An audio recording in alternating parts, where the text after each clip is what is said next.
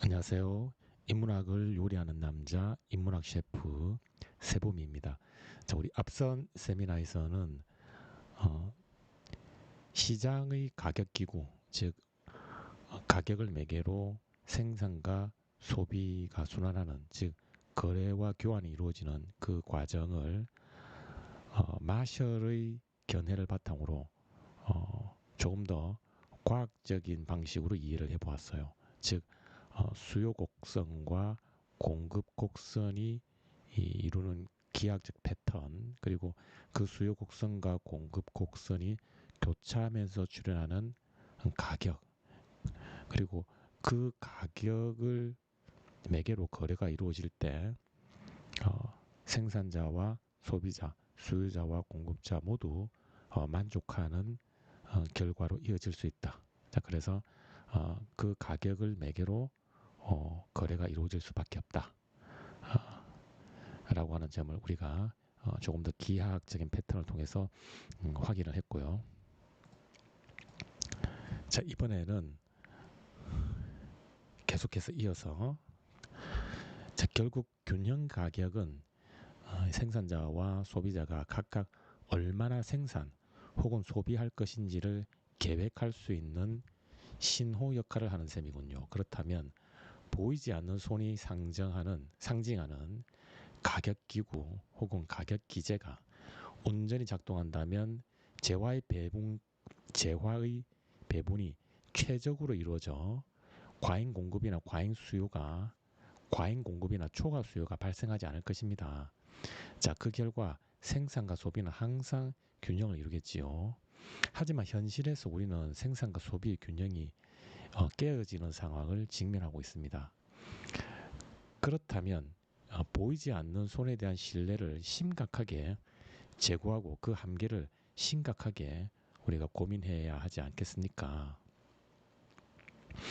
자, 우리가 마셜의 수요 곡선과 공급 곡선이 교차하는 지점에서 가격이 형성되고 그 가격을 중심으로 거래와 교환, 즉 생산과 소비, 수요와 공급이 순환하는 과정을 살펴보았는데요.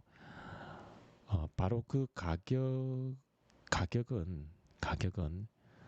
생산자가 얼마나 생산할 것이고 생산자 입장에서는 얼마나 재화를 생산할 것이며 소비자 입장에서는 얼마나 재화를 소비할 것인가를 결정하는 기준이 됩니다. 즉 시그널이 되는 거죠. 시그널. 왜 그것이 시그널이 되는가? 바로 그 균형 가격에 해당하는 양만큼 재화를 생산하거나 균형 가격에 해당하는 양만큼 재화를 소비할 때 생산자와 소비자 모두 이익을 본다. 즉 생산자 입장에서는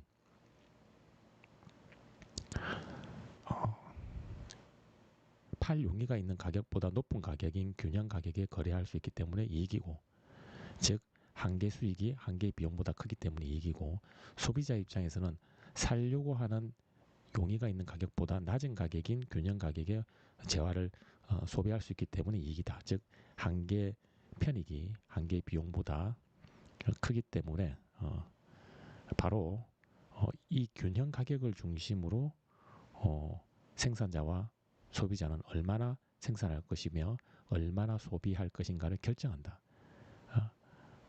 그러니 이 가격을 매개로 생산과 소비 순환이 이루어진다면 재화가 최적으로 분배되어 지나치게 많이 생산되거나, 즉 과잉 공급이나 지나치게 적게 생산되어 초과 수요가 발생하지 않는다는 것입니다.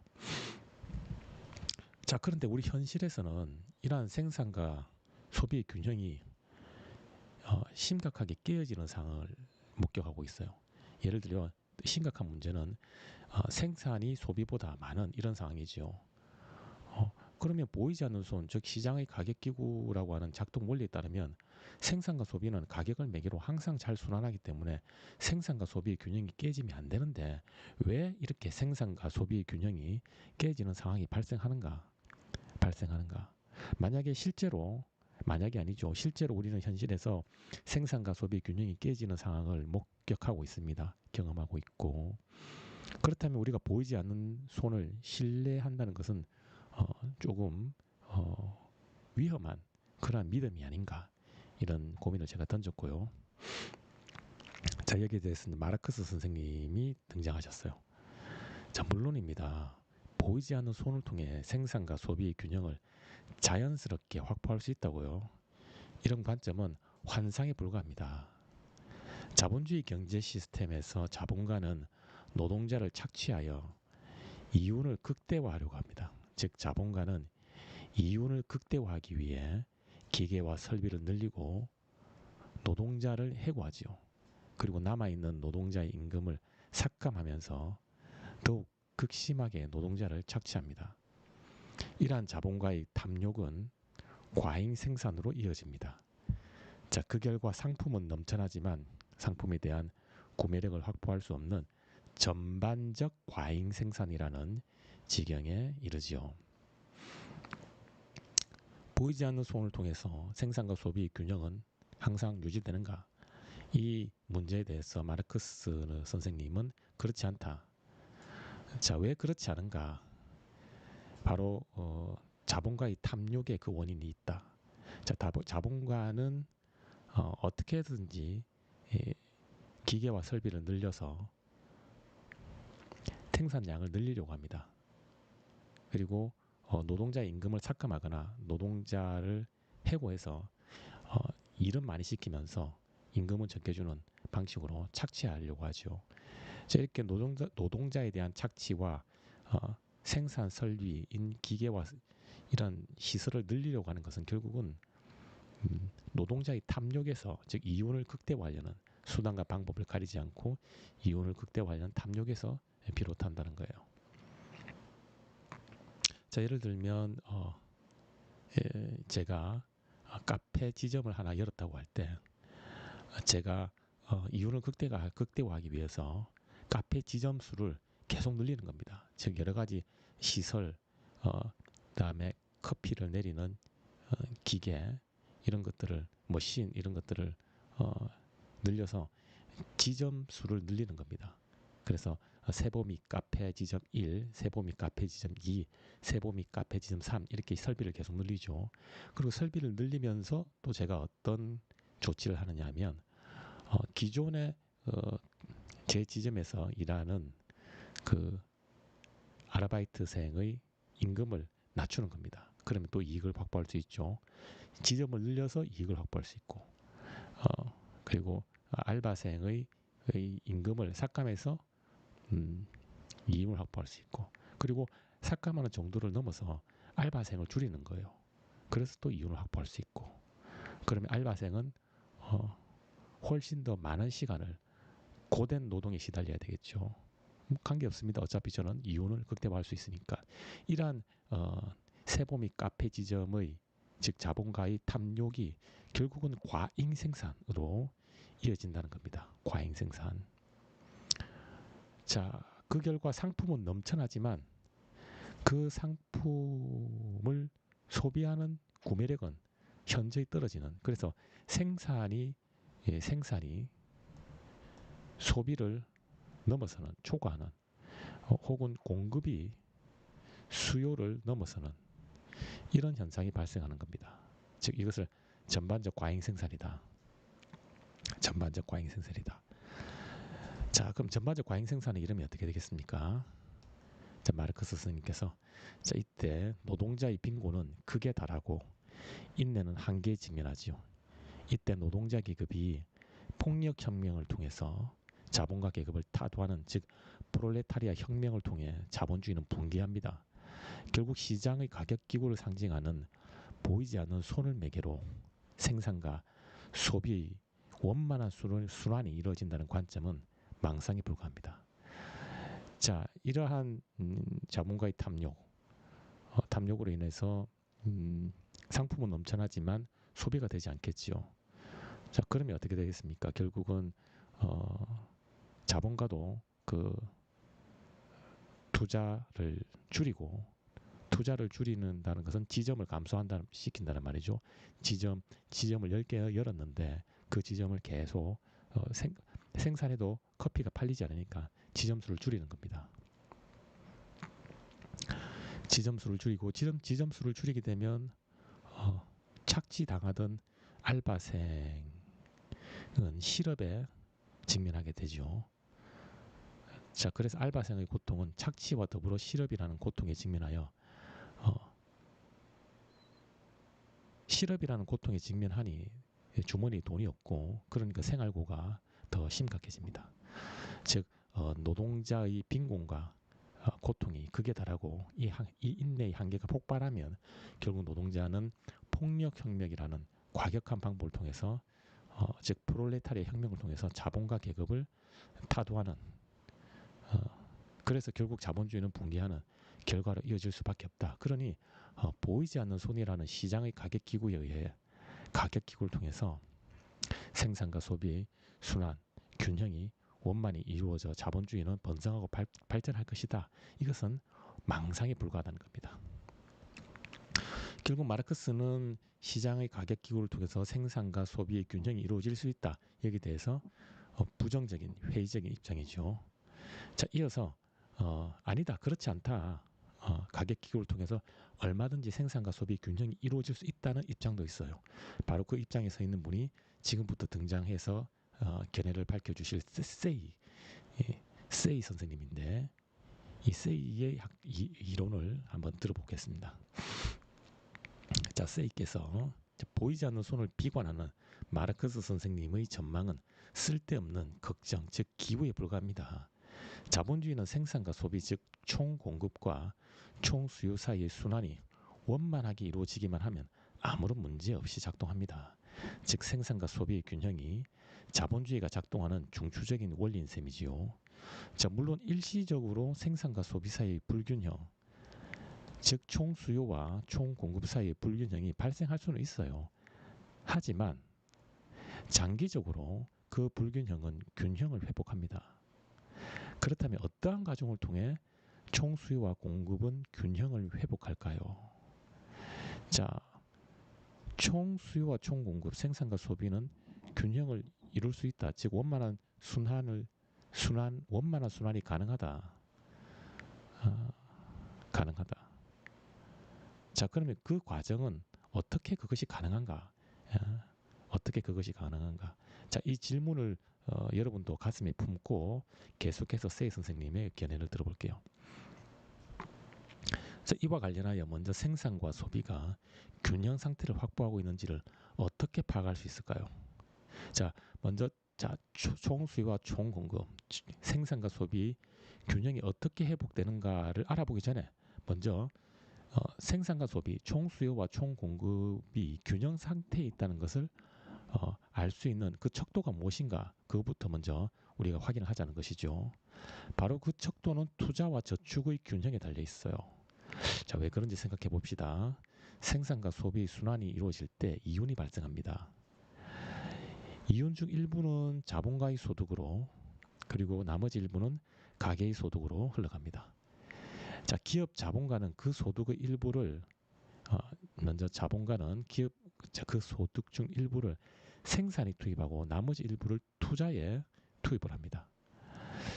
자, 가계는 그 소득의 일부를 소비에 지출하고 나머지 일부를 저축을 합니다. 자, 이때 생산과 소비가 일치한다면 저축과 투자는 일치합니다. 역으로 저축과 투자가 일치한다는 것은 생산과 소비가 일치한다. 즉 총수요와 총공급이 균형을 확보하고 있다는 것을 의미합니다. 자, 이 부분에 대해서 즉 총수요와 총공급, 생산과 소비 균형은 어떻게 확인 가능한가, 그 척도가 무엇인가. 자, 여기에 대해서 도식적으로 표현하면 이렇습니다.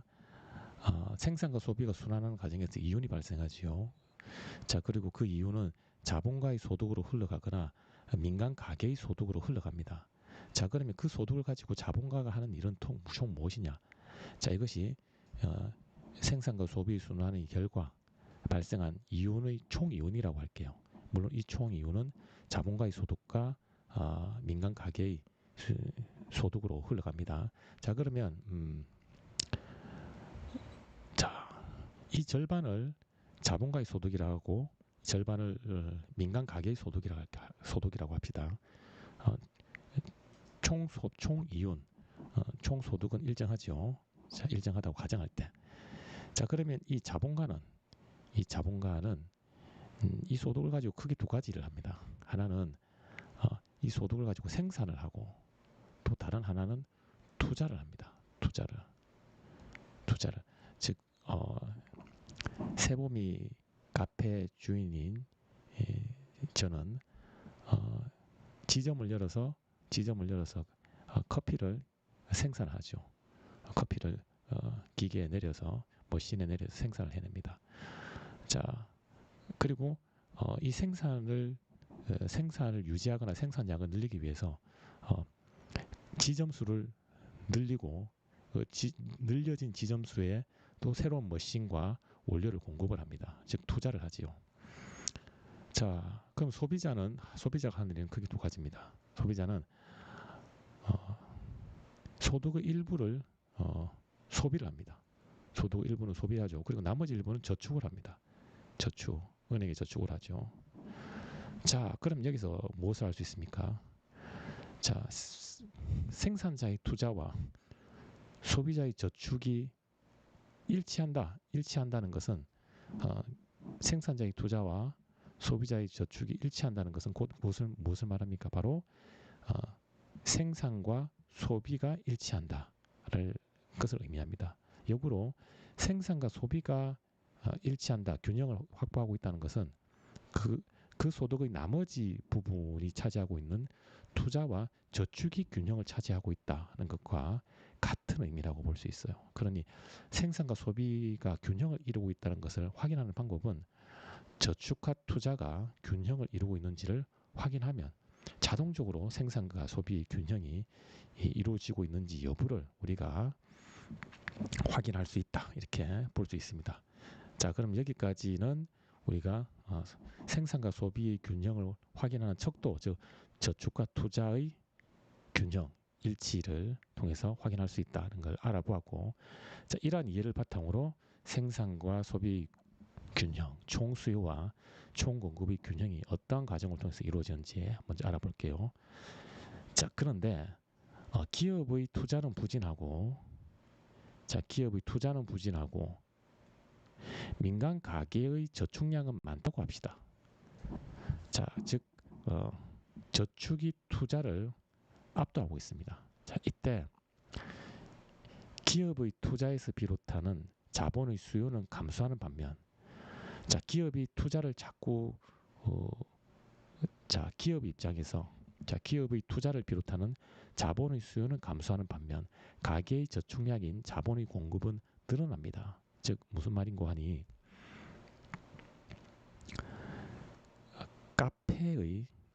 자본가인 세범이가 카페의 지점수는 늘리지 않아요. 오히려 지점수를 줄이고 있습니다. 지점수를 늘리기 위해서는 은행에서 자금을 빌려서 지점수를 늘려야 되는데, 지점수를 늘리고 있지 않다거나 지점수를 줄인다고 하는 것은 은행에서 더 이상 자금을 빌리고 있지 않다는 거예요. 자, 그런데 은행에서는 어떤 일이 발생하느냐? 은행에서는 가계의 저축량이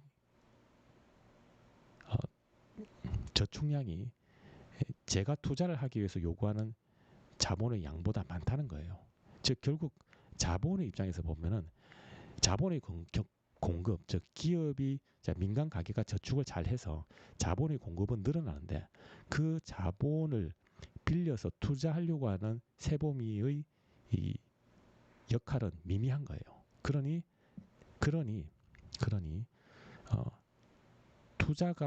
기업의 투자가 감소하고 가계의 저축량이 늘어난다는 것은 자본의 공급은 많은데 자본의 수요가 적다는 거예요.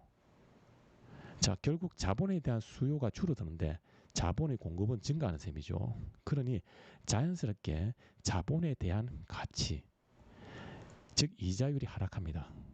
자, 자본의 공급은 많은데 자본의 수요가 적어요. 민간 가게에서 저축은 많이 하는데 세범이는 은행에서 그 저축이라고 하는 자금을 빌려서 지점을 늘리려고 하지 않아요. 즉 자본의 공급은 많은데 자본의 수요가 적어지는 겁니다. 그러면 어떻게 됩니까? 우리 앞서 살펴본 가격기구의 작동 원리에 의해서 공급은 많은데 수요가 적어. 자본의 공급은 많은데 자본의 수요가 적어요. 그러면 당연히 이 이자율이 하락을 합니다. 이자율이. 이자율이 하락하면 어떻게 됩니까? 이자율이 하락을 하면 자, 기업은 수익성을 기대하면서 은행에서 자본을 빌려 투자를 늘립니다. 자, 왜냐하면 이자율이 낮기 때문에 그 이자를 내고서라도 그 돈을 빌려서 제가 카페 지점을 늘리면 훨씬 많은 수익을 기대할 수 있는 거예요. 그러니 낮은 이자율에 자금을 빌려서 카페 주인인 제가 계속 카페 지점을 늘리는 거예요. 즉 이자율이 하락하면 기업은 수익성을 기대하면서 은행에서 자본을 빌려 투자를 늘린다는 거죠. 반면에 동시에 민간 가게는 이자율이 하락하면 은행에 자 동시에 민간 가게는 저축을 줄입니다. 왜일까요?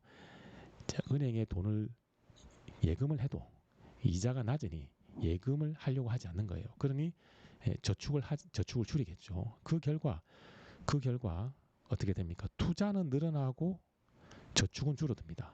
그 결과 투자와 저축은 균형을 회복합니다. 즉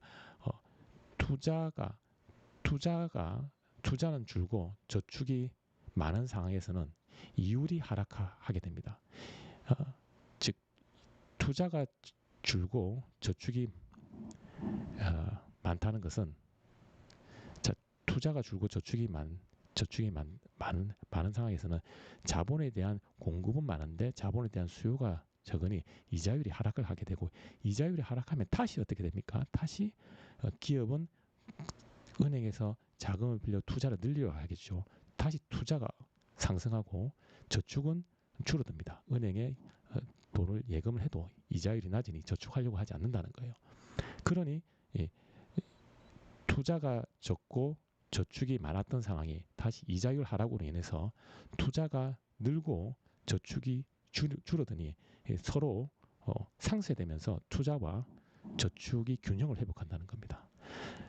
투자와 저축이 균형을 회복한다는 건 무엇입니까? 앞서 드린 것처럼 곧 생산과 소비의 균형, 즉 총수요와 총공급의 균형을 의미합니다.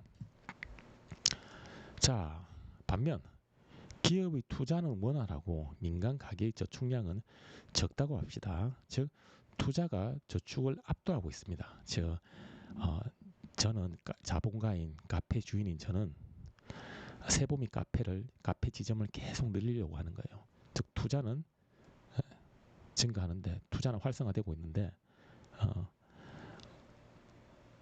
민간 가계의 저축 보유량은 적다는 겁니다. 즉 투자와 저축이 균형을 이루고 있지 않죠. 자 이때 이것은 바로 무엇을 말합니까? 기업의 투자에서 비롯하는 자본에 대한 수요가 증가하는 반면 민간 가계의 저축량인 자본의 공급은 감소합니다. 즉 저축량이 줄어든다는 것은 자본의 공급이 감소한다는 것이고 투자가 활성화된다는 것은 그 자본의 수요가 증가한다는 거예요. 자 그러니 어떻게 됩니까? 자본의 공급은 줄어드는데 자본의 수요는 증가하는 상황이에요. 그러니 자연스럽게 이자율이 상승을 합니다. 이자율이 상승하면 어떻게 됩니까?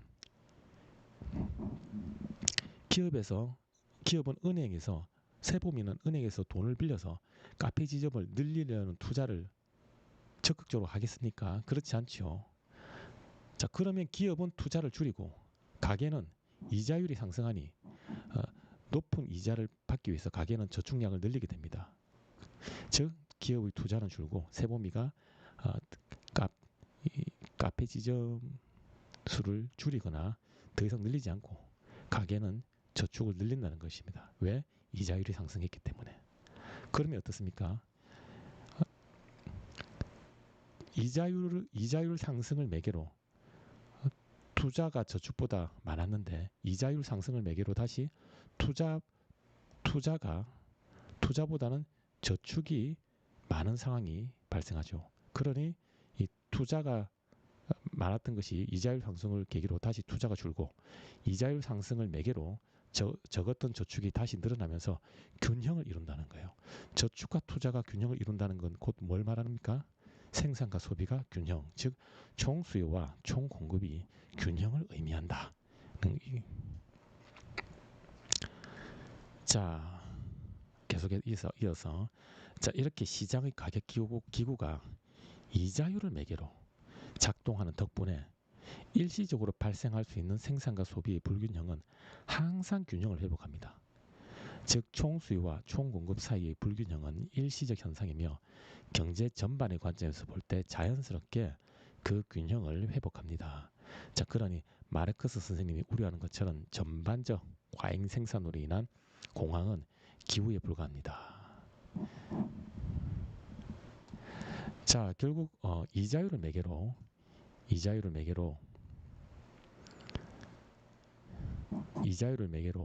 투자와 저축의 불균형이 이 균형을 회복하고 있는 상황을 우리가 확인할 수 있어요.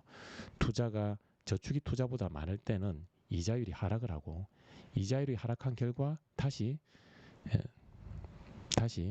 투자가 늘고 저축이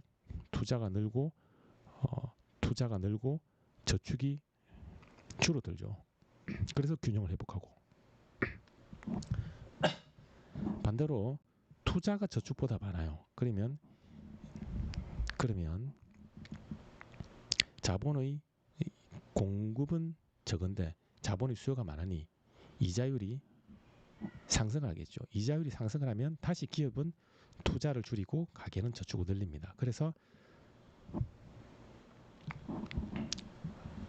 투자는 이자율 상승을 매개로 늘어난 투자는 다시 줄어들고 이자율 상승을 매개로 감소했던 저축은 다시 늘어나니 투자와 저축이 결국은 균형을 회복합니다. 투자와 저축이 균형을 회복하니 자동적으로 생산과 소비는 균형을 확보합니다. 즉 총수요와 총공급은 균형을 확보하는 셈이죠. 결국 이자율을 매개로 저축과 투자, 생산과 소비, 총수요와 총공급이 균형을 회복하기 때문에 생산과 소비 일시적인 불균형은 있을 수 있으나 결국은 균형을 찾아가기 때문에 생산이 소비보다 많은, 즉 총공급이 총수요보다 많은 그러한 전반적 과잉 생산은 전혀 걱정할 필요가 없다. 이런 입장이죠. 계속해서 우리 세이 선생님의 견해를 봅시다. 자, 따라서 보이지 않는 손의 역할을 주도하는 이자율을 통해 과잉 공급의 문제는 자연스럽게 해결됩니다. 저의 이러한 가설은 세이의 법칙으로 불리기도 합니다. 사실 정확하게 엄밀하게 말하면 어떤 자연과학적 법칙이 아니기 때문에 세이의 가설이라고 보는 것이 적절합니다. 자, 그러니 그저 시장에 맡기기만 하면 전반적 과잉 생산으로 인한 총수요와 총공급의 불균형에 대해서는 우려할 필요가 없어요. 따라서 판로를 개척하여 공급을 늘리기만 하면 수요는 자연스럽게 뒤따르기 마련이지요. 즉 공급이 스스로 수요를 창출합니다. 결국 국부의 증가는 판로를 개척하여 얼마나 공급을 늘리느냐에 달려 있습니다. 자, 결국 세이 법칙에 따르면 이자율을 매개로 저축과 투자가 일시적으로는 균형이 상실될 수 있지만 이자율을 매개로 결국은 저축과 투자가 그 균형을 항상 회복하기 때문에 전반적 과잉 생산은 있을 수가 없다. 그러니 우리가 공급을 늘릴 수 있는 그러한 판로만 개척하기만 하면 그 늘어난 공급은 다시 수요를 동반하기 때문에 결국 국가의 부를 증가시키기 위해서는 우리가 판로를 개척해서 공급을 늘리는데 집중해야 한다. 집중하는 것이 적절하다. 그렇죠. 만약에 전반적 과잉 생산, 즉 총공급이 총수요보다 많아지는 현상이 해결되지 않는다면 공급을 늘리는 것이 매우 부적절하겠죠. 하지만 세이의 가설을 통해서 우리는 세이 가설을 통해서 어, 총 공급과 총 수요는 항상 균형을 회복한다는 걸 확인했어요. 그러면 국가의 부를 늘리려면 어떻게 됩니까? 총 공급을 늘려서 수요를 총 공급을 늘리기만 하면 수요가 자연적으로 뒤따르기 때문에 공급과 수요가 순환하는 과정에서 이윤이 발생하고 그 이윤을 통해서 국가의 부는 증가한다는 겁니다. 자, 예를 들어서 이제 총 수요와 총 공급이 항상 균형을 이루기 때문에 생산과 소비의 순환 범위가 이 정도라고 할 때보다 생산과 소비의 순환 범위가 점점점 커지면 커질수록 생산과 소비의 순환 범위가 커지면 커질수록 이 생산과 소비가 순환하는 과정에서 발생하는 이윤은 점점 커지겠죠. 따라서 생산과 소비, 총수요와 총공급의 불균형은 발생하지 않으니 국가의 부를 증가시키기 위해서는 이렇게 공급을 늘리는 것이 중요하다는 겁니다. 그래서 세이 법칙은 공급이 스스로 수요를 창출한다. 공급이 수요를 견인한다. 즉 공급에 방점을 두는 이론이다 이렇게 볼 수가 있습니다.